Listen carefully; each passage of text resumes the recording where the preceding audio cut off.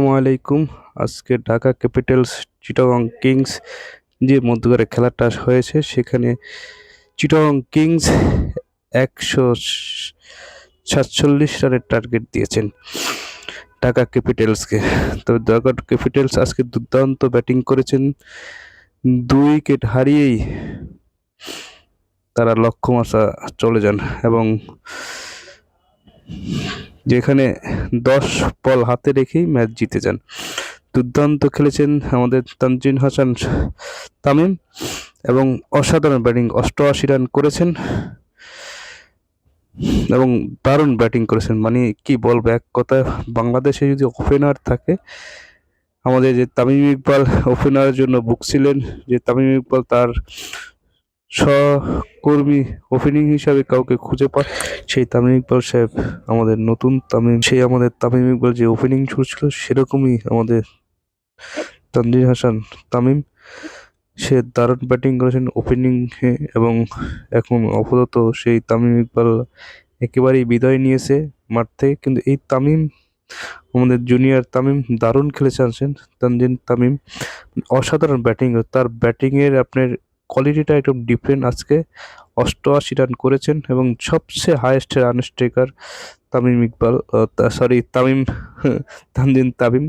মানে এই বিপিএল এর সবচেয়ে হাইয়েস্ট রান তার, এবং সে অসাধারণ ব্যাটিংও করেছেন এবং এতটা সুন্দর ব্যাটিং করেছেন, মানে আনবিলিভেবল ম্যাচ খেলেছেন আজকে। তার নট আউট ছিলেন, বিশ্বাস করেন, ওপেনিং নেমে ম্যাচ জিতিয়েছেন, নট আউট ছিলেন, সেরা ইনিংস খেলেছেন।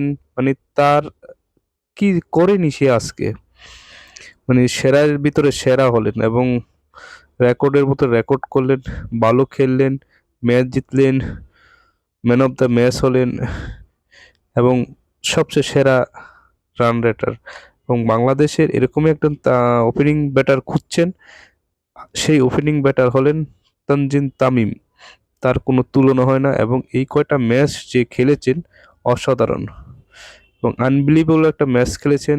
নিজেকে তৈরি করেছেন, নতুন করে জায়গায় এসেছেন এবং নতুন করে রেকর্ড করতেছেন একের পর এক। এবং তার যে রেকর্ড সেটা আসলে বলে বোঝাতে পারবেন না। আপনি সবচেয়ে সেরা সিক্স মেরেছেন, সবচেয়ে সেরা খেলেছেন, সবচেয়ে সেরা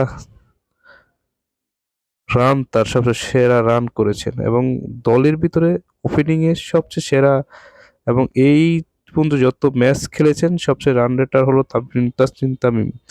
তার রান রেটে সবচেয়ে উপরে, 1 নম্বর সে। অথচ তার দলের যে 4-5টা ম্যাচ হেরেছেন, যদি এগুলো ভাগ্য ভালো হয় তাহলে, যদি সামনে যে এগুলো ম্যাচ আছে এগুলো যদি জিতে, তো রান রেটে স্কোরে হয়তো তানজিদ তামিম হয় যদি থাকে দল, তাহলে অবশ্যই সেরা হিসাবে ব্যাটার, সেরা হিসাবে পুরস্কৃত হবে এবং সবচেয়ে সেরা রানের স্কোর হিসাবে পুরস্কার পাবেন। এবং তার যে একটা স্কোর বা তার যে এখন ক্যাপাবিলিটি আছে সেটা ঢাকা ক্যাপিটালস তাকে এই জন্যই নেওয়া হয়েছে। কিন্তু এতদিন সে খেলতে পারেনি, তার খেলার ধরনটা আর এই 3-4টা লাস্টের 3টা ম্যাচ মানে অসাধারণ খেলেছেন। মানে আনবিলিভেবল একটা ম্যাচ খেলেছেন এবং সেটা আসলে করা সম্ভব হয়নি। দলের জন্য প্রতিটা ম্যাচের প্রতিটা মুহূর্তে তানজিদ তামিম দারুণ খেলেছেন এবং বলতে হবে তাকে এক কথায় যে অসাধারণ। এবং সে সেট আপ হতে পারেন, ধৈর্য ধরে খেলতে পারতেছেন এবং দারুণভাবে খেলতে চেয়েছেন এবং এত সুন্দর খেলতেছেন এটা বলার মতো না।